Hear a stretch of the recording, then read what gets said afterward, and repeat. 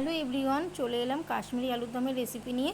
দুপুরবেলাতেই ভিডিওটা করেছিলাম, এখন আমি আপলোড দিচ্ছি। তো দেখো, প্রথমে কিন্তু আমি আলুগুলো ভালো করে লাল লাল করে ভেজে নিয়েছিলাম, আর তারপরে এখানে দিয়েছিলাম হচ্ছে ছোটো এলাচ আর দারচিনি। আর তারপরে আমি কিন্তু মশলা দিয়েছিলাম, মশলা বলতে দিয়েছিলাম হচ্ছে পেঁয়াজ, রসুন, লঙ্কা, আদা একসাথে পেস্ট করে রেখেছিলাম, তো সেটাই আমি এখানে দিয়েছিলাম।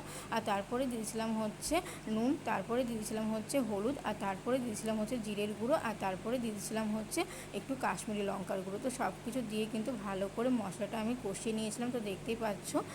তারপরেই কিন্তু মশলাটা ভালো করে কষিয়ে নেওয়ার পরে কিন্তু আমি ভেজে রাখা আলুগুলো এখানে দিয়ে দিয়েছিলাম, আর ভালো করে আলুগুলো দিয়ে দেওয়ার পরে কিন্তু ভালো করে একটুখানি কষিয়ে নিচ্ছিলাম।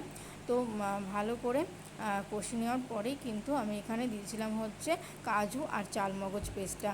তো কাজু আর চালমগজ পেস্টটা দিয়ে দেওয়ার পরে আর একটু ভালো করে নাড়াচাড়া করে নিয়ে কিন্তু সবার লাস্টে আমি দিয়ে দিয়েছিলাম হচ্ছে দইটা।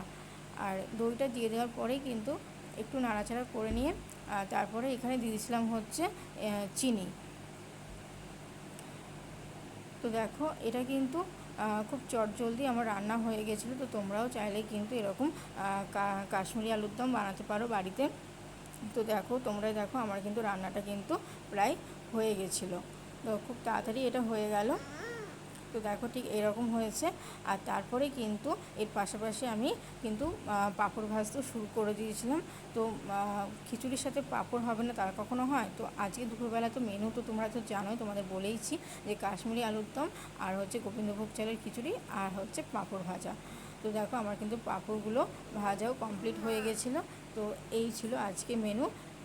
তো কেমন লাগলো আমার এই ভিডিওটা অবশ্যই কমেন্ট করে